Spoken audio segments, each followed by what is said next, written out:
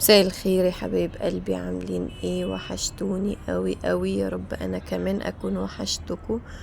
جايه لكم بقى النهارده بروتين في الصاله وترويق عميق في الصاله، مش عميق قوي يعني، بس زي ما انتوا شايفين طبعا. بصوا الصاله تضرب تقلب، وكراكيب في كل حتة، والكنب متبهدل، والفرش بتاعه متبهدل. فطبعا بقى جايين النهاردة نروق مع بعضينا، وبوريكوا الصالة اهو ماشية بالراحة، عشان في ناس احيانا بتقولي ما تستعجليش.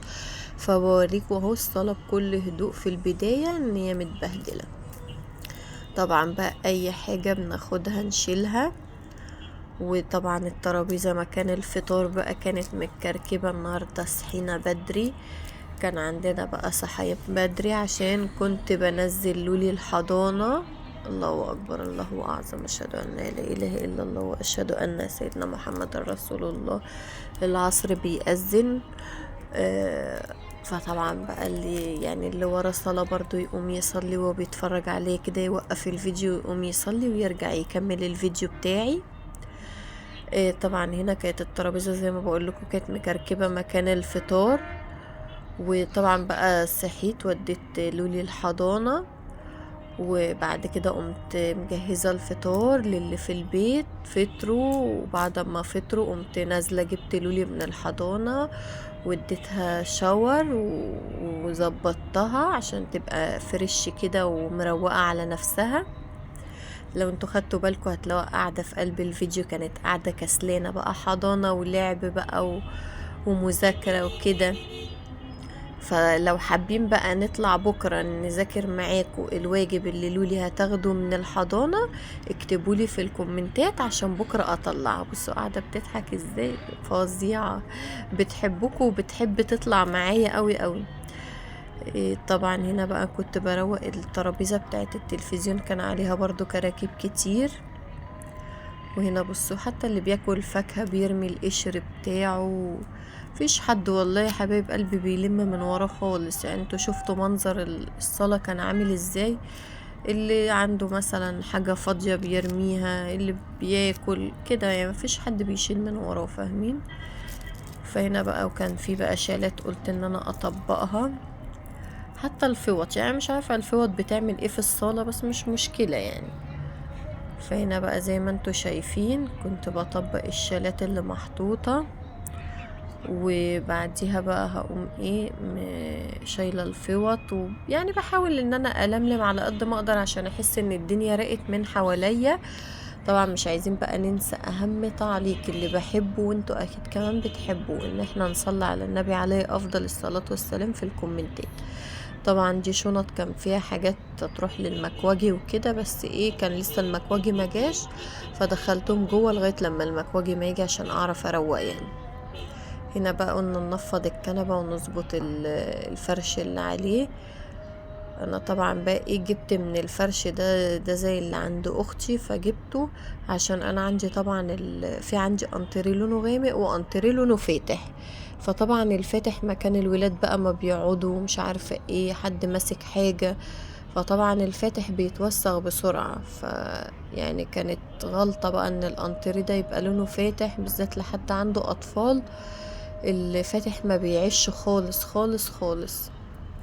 فقمت بقى جايبه من اللي هي الحافظات دي اللي هي بتاعت الانترات زي اللي عند اختي، جبت منها. ويعني جبت الانتري ده بس وحطيته على الانتري، وعشان يحفظه يعني عشان ده لونه فاتح، لكن التاني طبعا لونه غامق. ف يعني مش محتاجين له حاجه زي كده، فاهمين؟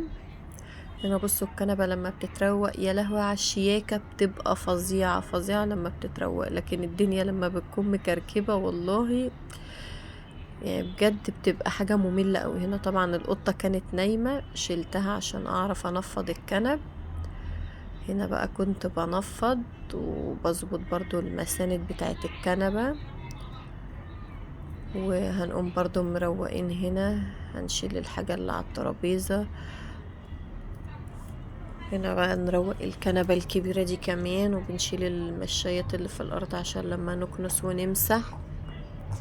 وصح أنا كنت منزلة فيديو ليا أنا ولولي، كنت منزلاه تقريبا امبارح او اول امبارح، كنا بنذاكر فيه، بس الظاهر وانا بنزله دوست على حاجة بالغلط، عملت حاجة بالغلط وانا بنزل الفيديو، فالتعليقات اتقفلت، فمش عارفة ايه السبب. بس انا هحاول ان انا اخد بالي وانا بنزل الفيديو ده، عشان لو حابين تعلقولي اي تعليق على الفيديو ده او الفيديو اللي قبله، هستنى طبعا تعليقاتكم. بس هو يعني هو في غلط حصل، فانا ايه هحاول ان انا اظبط الغلط ده، ويعني هظبطه في الفيديو ده، عشان طبعا انا بحب ان انا اسمع تعليقاتكم. بس انا مش عارفة ايه اللي حصل، اللي نزل الفيديو من غير تعليقات، يعني ما ينفعش ان حد يعلق لي، فاهمين؟ التعليقات مقفولة. فمش عارفة بقى ده غلط من عندي انا تقريبا، يعني هو في غلط من عندي وانا بنزل الفيديو. فانا برضو ايه هشوفه، ولو كده لو في اي حاجة وعجبكم الفيديو اللي هو اللي انا فيه انا ولولي واحنا بنذاكر، قولوا لنا سلسلة الفيديوهات دي بتعجبنا عشان اعمل منها كتير، لان طبعا اليومين دول بتروح الحضانة وبتاخد واجبات كتير. فعشان لو عجبكم الفيديو ده، كل يوم لولي لما تيجي من الحضانة هنقعد ونعمل الواجب معاكم على الكاميرا، عشان هي ايه بتتشجع، يعني لما انتوا بتتفرجوا عليها هي بتتشجع. فلو كده لو عجبكم قولوا لي يا ام لولي، مستنين الفيديوهات بتاعتك انتي ولولي وهي بتذاكر، عشان نعلق لها تعليق جميل. عشان بجد مش انا لوحدي اللي ببسط من تعليقاتكم، حتى لولي شوفوا رغم صغرها بس هي بتبسط جدا من تعليقاتكم. لما بقول لها في حد مثلا بيعلق لك بيسلم عليكي، في حد مثلا بيقول لك انتي حلوة، هي بتبسط، فاهمين؟ بس وطبعا يعني انا يعني بحب تعليقاتكم وبحب كلامكم. طبعا لو انتوا جداد معنا في القناة ما تنسوش تفعلوا الجرس وتفعلوا كلمة الكل، عشان يوصلكم كل جديد مني وكل فيديو بنزله يوصلكم. طبعا هنا بقى هنمسح الترابيزة، هنشيل طبق الفاكهة الاول ونمسح الترابيزة. بصوا زي ما انتوا شايفين في مكان بقع، مكان الكوبايات الكلام ده، ما حد بيكون عامل حاجة سخنة عصير كده. فطبعا هنا بقى كنت بمسحها، وهنشيل بقى فازة الورد الجميلة دي. الورد ده لو اقول لكم بقاله داخل في حوالي مثلا اسبوعين ولا حاجة، بس احنا يعني بنحافظ عليه، احنا معجبين بيه فبنحافظ عليه. هنا اليوستفندي طلع يجري مننا فكنا بنعدله على السرفيز. وهنا بقى كنا بنكمل مسح الترابيزة. طبعا انتوا شايفين بقى الصلاة كانت عاملة ازاي وهتبقى ازاي، اقسم بالله انتوا بتشوفوا بس مجرد الفيديو. طبعا انا في حاجات بفصلها وفي حاجات يعني برجع اشغلها طبعا بالمونتاج. يعني لو الصلاة مثلا خدت وقت، لا في المونتاج يعني ما بيبانش ان هي خدت وقت، فاهمين؟ بصوا الترابيزة كان كلها بقى مكان الردة ومكان الاكل وكده. يعني والله بصوا انتوا نفسكوا هتشوفوا الفرق في الاخر بتاع الصالة في الاول كانت حاجة ودلوقتي حاجة تانية خالص، هتشوفوها في الاخر هتبقى منظرها جميل جدا جدا جدا. هنا طبعا بقى بنمسح الترابيزة مسحة كويسة، وهوقفها على جنب عشان اعرف اكنس، عشان طبعا ايه لو كنست ما يجيش عليها الوساخة، مكان ما انا مسحتها ميجيش عليها الوساخة. طبعا هنا فصلنا وشلنا الترابيزة عشان تقيلة، طبعا مش هقدر ان انا اشيلها لوحدي، فحد جه شالها معايا. وطبعا بقى هنا كنت بكنس وخايفة البلايستيشن ده يبوظ، لان ده طبعا البلايستيشن بتاع ابن اختي.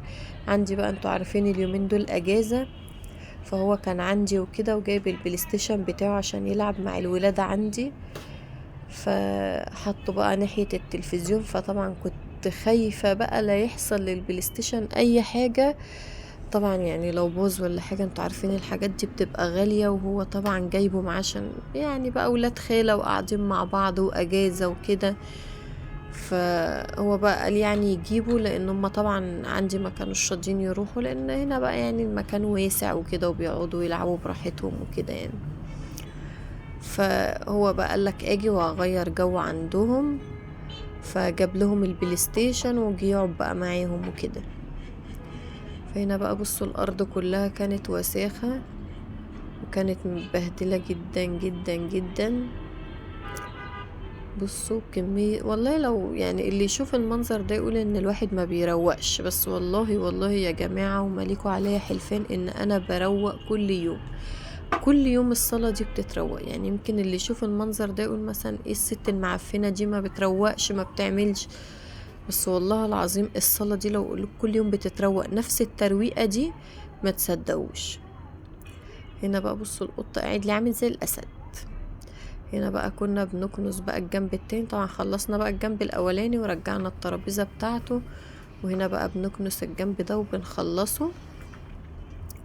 وبتبقى دي بقى اخر مرحلة بقى في الصالة، ان احنا نكنس ونمسح الحتت العريانة. طبعا ببقى انا على فكرة مش بروق كده بس، انا في اوقات بعمل ترويق عميق، بشيل الحفاظات بشيل السجاد.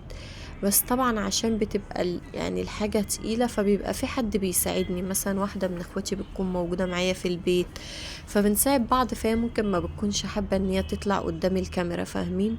فده اللي بيخليني مثلا ان انا لما اروق الصالة ترويق عميق ان انا يعني ما بطلع لكوش او بصور او كده، لان بيبقى في حد معايا، فاهمين؟ ما ببقاش لوحدي، لان طبعا يعني بيبقى الكنب تقيل، ببقى محتاجة ان حد يساعدني، فاهمين؟ السجاد كده. فهي ما بتبقاش حابة ان هي تتصور. يعني هنا طبعا بقى كنا بنلم الزبالة اللي طلعناها من الصالة. وطبعا بقيت الجنب التاني انا يعني عملته، اللي هو ناحية الطرقة والمطبخ انا عملته، فاهمين؟ هنا بقى كنت بعدل الترابيزة، وهجيب بقى المفرش افرشه على الترابيزة بتاعته. بس الصالة نطفت بطريقة جميلة اوي. وهجيب بقى الشرشوبة امسح الحتت العريانة. هنا بقى نمسح الاول الحتة دي برضو. وانا بمسح كنت خايفة على البلاي ستيشن جدا، بس كنت حريصة ان الشرشوبة بالمية ما تجيش ناحيته. يعني لو تاخدوا بالكم بصوا انا حريصة جدا وانا بمسح. هنا برضو هنمسح الحتة دي عشان لو في برضو مكان تراب مكان حاجة، يعني بنمسح مكان تلزيق الكلام ده بيتمسح. هنا بقى كنا بنمسح طبعا ده الطبق بتاع القطط وكده، بس طبعا بعد ما اخلص بقى هنضفه. وهنا برضو بنمسح الحتة العريانة عشان بقى ايه نخلص المسيح، ونجيب بقى رشة المعطر بتاعتنا الجميلة اللي بتدي انتعاش كده في قلب الشقة. هنا بقى كنا بنمسح تحت المرجيحة. بجد الشقة لما بتنضف بتبقى جميلة قوي. هستنى رأيكم، هستنى تعليقاتكم الجميلة، واستنى كل كلامكم الحلو عشان انا بحب كلامكم جدا جدا جدا. هنا بقى خلاص بنفرش المشاية الصغنونة. هنا كمان برضو في مشاية هنحطها، وهنروح بقى نجيب المعطر بتاعنا الجميل ونرشه. وجينا هنا بقى برشة المعطر. بصوا والله العظيم لسه فاتحة ازازة المعطر دي دلوقتي قبل ما ارش منها. ما يلا حبايب قلبي هسيبكم بقى، ويا رب يكون الفيديو بتاعي النهاردة يكون عجبكم. باي باي يا حبايب قلبي ام لولي.